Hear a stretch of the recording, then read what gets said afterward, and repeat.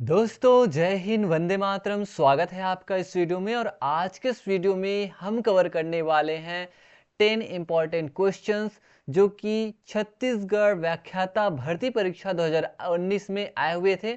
और ये वीडियो का पार्ट 7 है।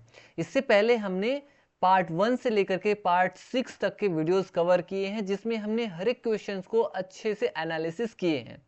दोस्तों अगर आपने पिछले वीडियो लेक्चर्स को अगर नहीं देखे हैं तो उन वीडियोस को जरूर देख लीजिए, ताकि आपको कॉन्सेप्ट समझने में आसानी हो और साथ ही साथ आपको ये भी पता चले कि क्वेश्चंस का लेवल कैसा है, किस तरह से है। तो ये 2019 का क्वेश्चंस है। तो स्टार्ट करते हैं। हमारा क्वेश्चन है जो 61 नंबर का है। ठीक है, अगर हम वीडियो के अकॉर्डिंग देखें तो फर्स्ट क्वेश्चन है। तो स्टार्ट करते हैं। Choose the most appropriate antonym of the word rain. यहां पे एक वर्ड दिया है रेन, इसका एंटोनिम क्या होगा? Most appropriate antonym. एंटोनिम मतलब अपोजिट वर्ड, अपोजिट वर्ड मतलब विलोम शब्द। ठीक है, यानी उल्टा। तो रेन मतलब क्या होता है और इसका एंटोनिम क्या हो जाएगा, बताइए। वीडियो को एक बार पॉज करिए और फिर बताइए कि इसका एंटोनिम क्या होगा। तो इसका जो एंटोनिम होगा वो हो जाएगा सबमिट। अब ये सबमिट क्यों आया? देखिए, रेन का मतलब क्या होता है?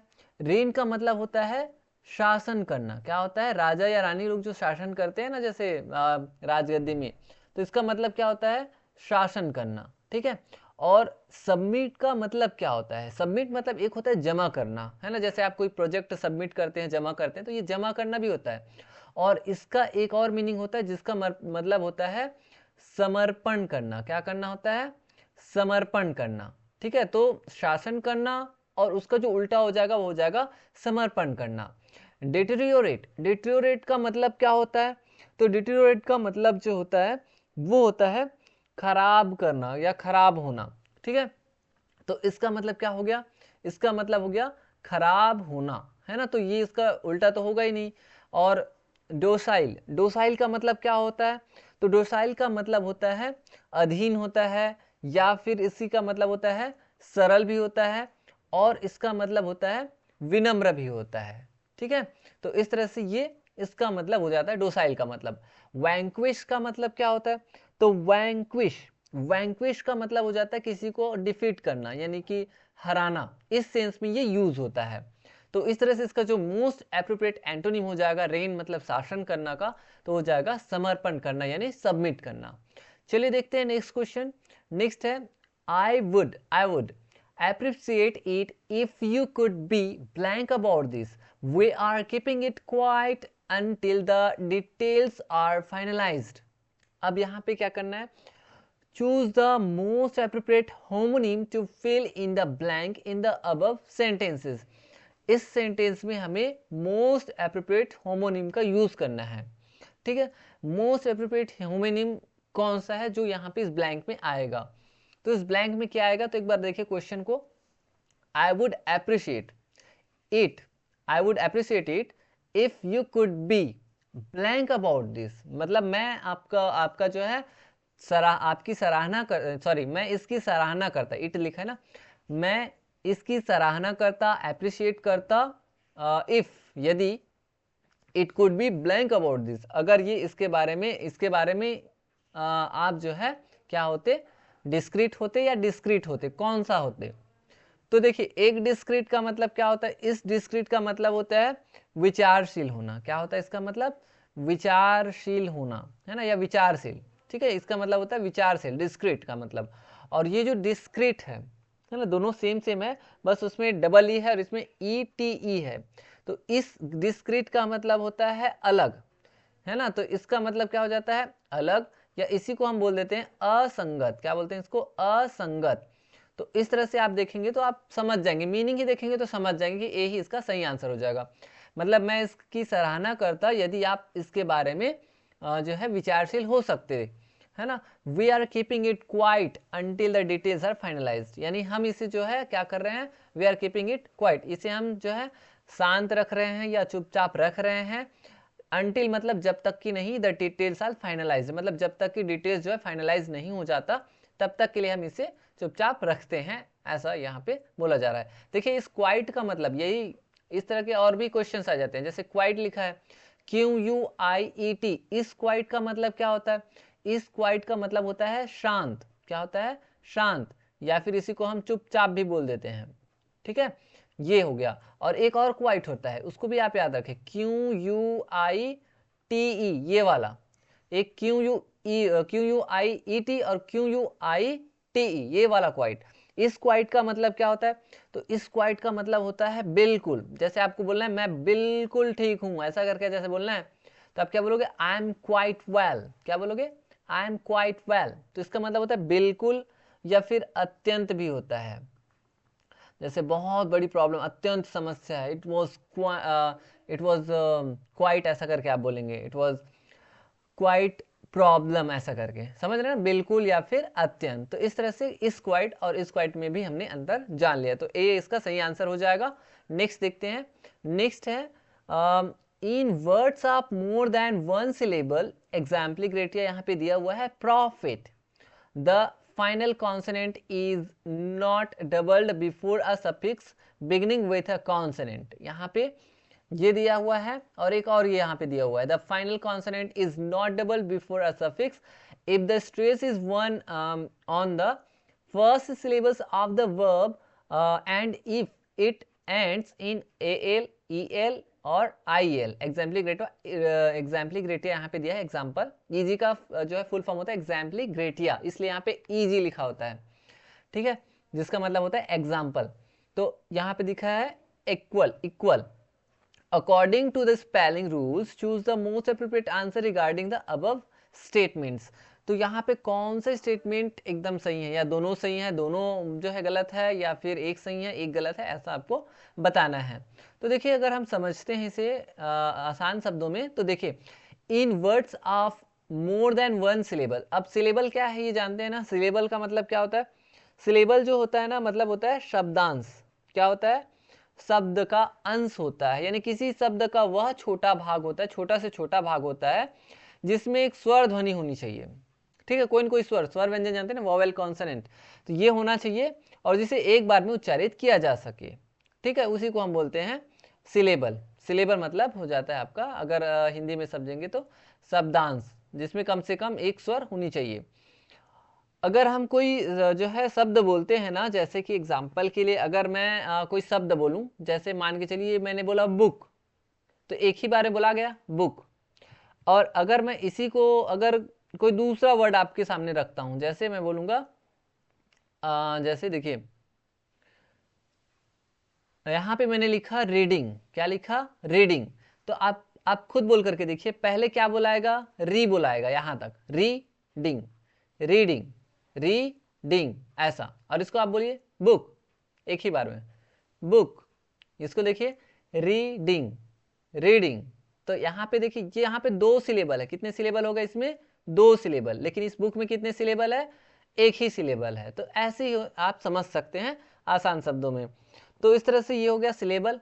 अब यहाँ पे हमें बोला गया है कि in words of more than one syllable, एक से ज्यादा जहाँ पे सिलेबल है, जैसे कि यहाँ पे दिखा है प्रॉफिट, प्रॉफिट, प्रॉफिट, ऐसा बोला है ना, दो सिलेबल है।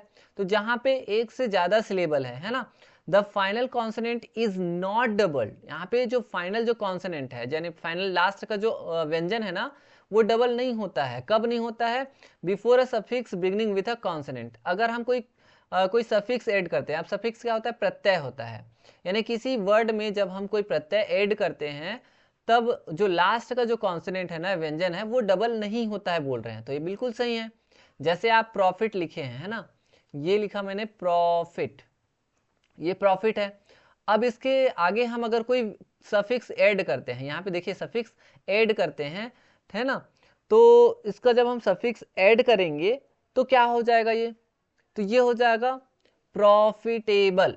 तो यहाँ पे ABL, यहाँ पे मैंने जोड़ा, तो ये जो व्यंजन है टी है, वो डबल नहीं हुआ, है ना। यही चीज यहाँ पे बोला जा रहा है कि अगर ये एक से ज्यादा सिलेबल है, दो यानी एक से ज्यादा है सिलेबल, और लास्ट का जो फाइनल जो कॉन्सोनेंट है, यहाँ पे व्यंजन है, वो जो है डबल नहीं होता है before a suffix beginning with a consonant, ऐसा करके यहाँ पे बोला जा रहा है। ठीक है, तो यहाँ पे हो जाएगा प्रॉफिटेबल। चलिए नेक्स्ट देखिए, नेक्स्ट वाला क्या बोला जा रहा है? The final consonant is not doubled before a suffix if the stress is on the first syllable of the verb and if it ends in AL EL IL। एग्जाम्पली यहाँ पे दिया है इक्वल। तो यहाँ पे बोला जा रहा है कि जो फाइनल कॉन्सोनेंट है ना वो भी डबल नहीं होता है जब हम मतलब सफिक्स से पहले यहाँ पे, ठीक है, if the stress is on the first syllable, अगर स्ट्रेस जो है वो फर्स्ट सिलेबल में है ना वर्ब के, तब के कंडीशन में। एंड इफ इट एंड्स, और यदि वो एंड होता है किससे, AL EL या फिर IL से, तब भी जो है क्या होता है, ये डबल नहीं होता है, ऐसा यहाँ पे बोला जा रहा है। जैसे इक्वल है तो यहाँ पे हम क्या लिखेंगे, यहाँ पे देखिए इक्वल है। अब इसमें हम कोई क्यों है सफिक्स ऐड करते हैं यानी प्रत्यय ऐड करेंगे लास्ट में, तब क्या होगा, तो क्या हो जाएगा ये, तो ये भी वही सी हो जाएगा, है ना, इक्वल है। तो इक्वालिटी अगर जैसे आपको बोलना है तो क्या हो जाएगा, ये इक्वलिंग या इक्वालिटी ऐसे टाइप से ये हो जाएगा। तो ये क्या हो जाएगा यहाँ पे, इक्वलिंग या इक्वालिटी, है ना। तो यहाँ पे जैसे आपने यहाँ पे ऐड किया कुछ भी, तो ये लास्ट एंडिंग क्या है, AL से एंड हुआ है ना यहाँ पे AL, तो यहाँ पे IT हमने ऐड किया, तो ये डबल नहीं होगा ऐसा बोला जा रहा है। तो इस तरह से दोनों एक तरह से सही ही है ना। यहाँ पे हम इक्वालिटी या इक्वलिंग दोनों अपन हिसाब से लिख सकते हैं, अपने अपने हिसाब से लिख सकते हैं। तो ये हो जाएगा इक्वलिंग, इस तरह से लिखे हैं। तो यहाँ पे जब हमने इक्वलिंग लिखा तो L जो है ना वो डबल नहीं हुआ ना। अगर हम इसी को अगर ऐसे लिखते AQUA तब ये रूल फॉलो नहीं होता, लेकिन ये रूल फॉलो कर रहा है। ये अगर हम ऐसे लिखेंगे डबल L ना तो ये इनकरेक्ट हो जाएगा, है ना। तो इस तरह से A और B जो है दोनों एक तरह से सही हैं। तो ये ऑप्शन है इसका सही आंसर हो जाएगा। चलिए देखते हैं नेक्स्ट क्वेश्चन। नेक्स्ट है select the correct meaning of the idiom. यहाँ पे इडियम का जो करेक्ट मीनिंग है वो कौन सा, इसे हमें बताना है। To drive someone up the wall, to drive someone up the wall मतलब किसी को क्या करना, वॉल के ऊपर चढ़ाना या ड्राइव कराना, चलाना एक तरह से, या उसे चढ़ाना, दीवार के ऊपर किसी को चढ़ाना। इसका मतलब क्या होता है, तो इसका मतलब क्या हो जाता है, to irritate someone, to confuse someone, to take someone for drive, to make someone happy. तो देखिए जब हम किसी को बोलते हैं ना कि आप मुझे इसमें चढ़ा रहे हो, दीवार पे चढ़ा रहे हो, एक तरह से चढ़ाना हो जाता है।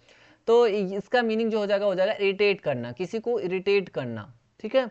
तो इसका जो मीनिंग हो जाएगा वो क्या हो जाएगा, किसी को इरिटेट करना हो जाएगा, है ना।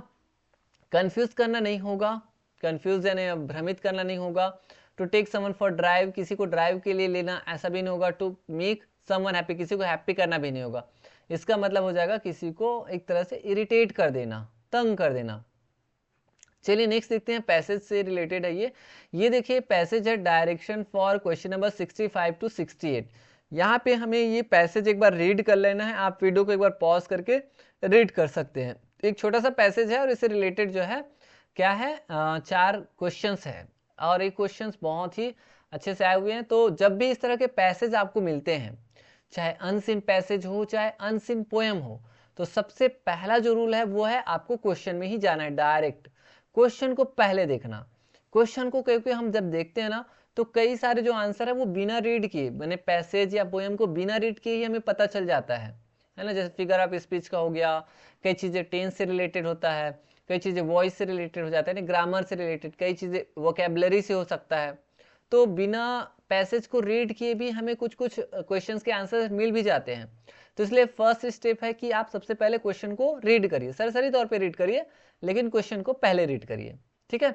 जब आप क्वेश्चन रीड कर लेंगे ना, फिर आप पैसेज को एक बार रीड करिए। अब देखिए ये पैसेज है, हमने क्वेश्चन को पहले रीड किया, मान के चलिए जितने भी क्वेश्चन है उसको, उसके बाद पैसेज को रीड किया। अब हम देख रहे हैं इसको, ठीक है। तो देखिए select the correct option, by increasing agricultural production with fertilisers we increase what type of pollution. यहाँ पे बोला जा रहा है कि अगर हम बाय इंक्रीजिंग एग्रीकल्चर प्रोडक्शन, अगर हम एग्रीकल्चर यानी कृषि के जो उत्पादन है उसको यदि हम इंक्रीज करते हैं, किसके साथ, फर्टिलाइजर्स यानी उर्वरक के साथ, तब हम यानी उर्वरक के यूज से अगर हम कृषि जो उत्पादन है उसको हम इंक्रीज करते हैं, बढ़ाते हैं, तब हम किस चीज को बढ़ाते हैं, we increase what type of pollution, हम किस तरह की प्रदूषण को बढ़ाते हैं। तो किस तरह की प्रदूषण को बढ़ाते हैं? तो पैसेज को अगर आप देखेंगे, इसे रीड करेंगे तो आपको पता चल जाएगा कि एग्रीकल्चरल जो प्रोडक्शन को अगर हम फर्टिलाइजर्स के साथ क्या करते हैं, इसके थ्रू अगर हम बढ़ाते हैं प्रोडक्शन को, उत्पादन को, तो हम क्या करते हैं, वी इंक्रीज वाटर पॉल्यूशन। तो यहाँ पे वाटर पॉल्यूशन हमारा सही आंसर आ जाएगा। तो कौन सा ऑप्शन सही हो जाएगा? Option number C. देखिए कितने आसानी से मिल गया। हाँ, और एक चीज और भी है, देखिए क्वेश्चन का जो सीक्वेंस भी होता है ना, वो भी समझिए। अगर क्वेश्चन फर्स्ट आया है ना, ये फर्स्ट क्वेश्चन है, तो फर्स्ट क्वेश्चन का जो आंसर मिला वो कहाँ पे मिला? हमें फर्स्ट पैराग्राफ में मिला है। इस फर्स्ट पैराग्राफ में मिला ना, ये फर्स्ट पैराग्राफ है, और ये वाला ना सेकंड पैराग्राफ है। तो देखिए एक सीक्वेंस को भी ना कई कई एग्जाम में फॉलो भी करता है। तो ये भी आपके लिए बेनिफिशियल होगा। अगर फर्स्ट क्वेश्चन अटेम्प्ट कर रहे हैं तो शुरू से स्टार्ट करिए, लास्ट क्वेश्चन अगर अटेम्प्ट कर रहे हैं तो लास्ट वाला पैसेज उसको देखिए, अच्छे से देखिए, ठीक है। चूज द करेक्ट ऑप्शन, यहाँ पे फिर से वही करना है। The passage emphasises that modern technology is, ये जो पैसेज है वो एम्फेसाइज करता है, यानी जोर देता है। किस पे जोर देता है? दैट मॉडर्न टेक्नोलॉजीज, मॉडर्न जो टेक्नोलॉजी है, आधुनिक जो प्रौद्योगिकी है, वो कैसा है? Is totally avoidable has created serious hazard to life has greater effect on developed countries is the source of new series of mankind तो देखेंगे तो हम पहला का क्वेश्चन है तो पहला पैराग्राफ, यानी दूसरा क्वेश्चन है तो पहला पैराग्राफ ही देख लेते हैं। तो देखिए अगर हम देखेंगे तो देखिए, nuclear power we risk the biological hazard of radiation by increasing agriculture. तो अगर आप देखेंगे हैजर्ड मतलब क्या होता है? खतरा होता है। तो ये जो खतरा है वो क्या कर रहा है, एक तरह से ह्यूमन बीइंग्स के लिए ये सारी चीजें हैं कि ये खतरा बन रहा है। तो इस तरह से इसका जो आंसर आ जाएगा वो क्या हो जाएगा? Has created serious hazard to life, यानी कि ऑप्शन भी इसका सही आंसर है। तो ऐसे भी आप जो है खोज सकते हैं, ठीक है। नेक्स्ट देख लेते हैं। नेक्स्ट है चूज द करेक्ट ऑप्शन, वही है the harmful effect of modern technologies are. जो मॉडर्न टेक्नोलॉजीज है, आधुनिक प्रौद्योगिकी है, उसका जो प्रभाव है, उसका जो हानिकारक प्रभाव है वो क्या है? Wide spread but short lived, या फिर wide spread and long lasting, local and long lasting, severe but short lived. तो पैसेज को अगर हम देखेंगे तो फर्स्ट पैसेज में शायद ही मिल पाएगा, सेकंड जो पैराग्राफ है ना, फर्स्ट पैराग्राफ में नहीं दिखा, सेकंड पैराग्राफ में अगर आप देखेंगे तो कहाँ पे हो सकता है उसका आंसर? उसका जो आंसर है ना वो देखिए, यहाँ पे देखिए, द न्यू हैजर्ड, जो नया जो खतरा है वो क्या है? नीदर लोकल नॉर ब्रीफ, यानी ना तो ये लोकल है, लोकल नहीं है मतलब ये वाइड स्प्रेड है, बहुत फैला हुआ है, नॉर ब्रीफ, ना ही ब्रीफ है, ब्रीफ मतलब छोटा, मतलब ना तो ये ब्रीफ है, ना तो छोटा है, ना ही लोकल है, सामान्य है। तो ये होगा क्या? तो देखिए यहाँ पे थोड़ा सा घुमा दिया है ना क्वेश्चन को, तो समझिए, ना तो वो लोकल है ना ही ब्रीफ है, तो वो क्या है? लोकल नहीं है, मतलब वाइड स्प्रेड है, ये वाइड स्प्रेड फैला हुआ है, एंड न ही शॉर्ट है बोल रहे हैं, तो शॉर्ट नहीं है तो क्या है? लॉन्ग लास्टिंग है, यानी कि ऑप्शन भी इसका सही आंसर है। जस्ट इसका अपोजिट वर्ड दे दिया वहां पे, है ना, लॉन्ग, न तो लॉन्ग है ऐसा करके, न ही न तो शॉर्ट है, ऐसे टाइप से यहाँ पे दिया हुआ है। तो ये ऑप्शन भी इसका सही आंसर हो जाएगा। देखिए अगर आप देखेंगे तो नीदर लोकल नॉर ब्रीफ, मतलब ये वाइड स्प्रेड है, और ब्रीफ नहीं है मतलब ये बहुत लॉन्ग है, लंबे समय तक चलने वाला। चलिए देखते हैं नेक्स्ट क्वेश्चन। नेक्स्ट क्वेश्चन है the radioactive pollutants on the earth's surface has severe effects on human as well as wildlife। तो यहाँ पे बोला जा रहा है कि जो रेडियो एक्टिव पॉल्यूटेंट्स है ना, रेडियो एक्टिव जो प्रदूषक है वो किस टाइप के हैं? ऑन दी अर्थ, अर्थ पे जिस तरह के प्रदूषक है ना, अर्थ के सरफेस पे उन्होंने कई तरह के इफेक्ट्स ह्यूमन बीइंग पे डाले हैं, किए हैं, प्रभाव किए हैं, वेल एज वाइल्ड लाइफ, जैसा कि जो वन्य जीव है, वाइल्ड लाइफ है, उन पर जितना प्रभाव करता है उतना ही ह्यूमन बीइंग पे भी ये इफेक्ट करता है। तो कितना इफेक्ट करता है? Little effect, no effect, no serious effect, has greater effect. तो क्या आ जाएगा? तो अगर आप पैसेज को अगर आप पढ़ेंगे तो देखिए, अगर आप देखेंगे तो यहाँ पे देखिए, radioactive pollutants now on earth surface will be found there for generations. और इसका जो इफेक्ट है यहाँ पे देखिए, pollutants cover the vast areas, मतलब बहुत बड़े एरिया को कवर करता है, यानी इसका जो इफेक्ट होगा वो कैसा होगा? लिटिल नहीं होगा, ये होगा हैज ग्रेटर इफेक्ट, यानी ऑप्शन डी इसका सही आंसर हो जाएगा। चलिए देखते हैं नेक्स्ट क्वेश्चन। ये पैसेज से अलग है, ये अलग क्वेश्चन है अपने आप में। I must admit that my parents stood by me in my times of blank. यहाँ पे क्या बताना है, आई मस्ट एडमिट, मैं अवश्य ये मानता हूँ। एडमिट मतलब मानना, भर्ती करना भी होता है, यहाँ पे मानने के सेंस में यूज है। तो यहाँ पे आई मस्ट एडमिट, मैं अवश्य मानता हूँ कि दैट मेरे जो पेरेंट्स है वो मेरे किस समय वो मेरे साथ खड़े होते हैं। तो पैशन के टाइम में, पैशन मतलब क्या होता है, जुनून होता है। तो यहाँ पे जुनून के टाइम में खड़े होंगे पेरेंट्स, ऐसा नहीं होगा। इन्वॉल्वमेंट, इन्वॉल्वमेंट मतलब क्या होता है, सहभागिता या हिस्सेदारी, है ना। तो यहाँ पे सहभागिता, इस टाइम में वो खड़े होते हैं। स्ट्रेस यानी तनाव के टाइम में खड़े होते हैं। क्या, क्रिटिसिज्म मतलब आलोचना, इसका मतलब क्या होता है, आलोचना। तो किस समय में वो मेरे साथ खड़े होते हैं। तो यहाँ पे मैं ये अवश्य मानता हूँ कि मेरे जो पेरेंट्स है, मेरे जो अभिभावक है, वो मेरे स्ट्रेस के समय में यानी कि मेरे तनाव के समय में, खराब टाइम में वो मेरे साथ खड़े होते हैं। ठीक है, या खड़े थे, स्टूड।